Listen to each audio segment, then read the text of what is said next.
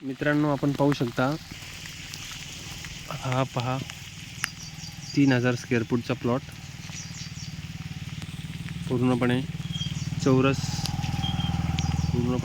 असलेला प्लॉट. बाजूला बंगलो, आजूबाजूला रहदारी आणि लागूनच बरेचसे असे खाली प्लॉट, ओपन प्लॉट घेतलेले. आणि हा रोड, दोन्ही बाजूने रोड आहे, कॉर्नर प्लॉट. आणि आजूबाजूला रोड दोन्ही बाजून आणि बंगले आहेत. तर पाहू शकता,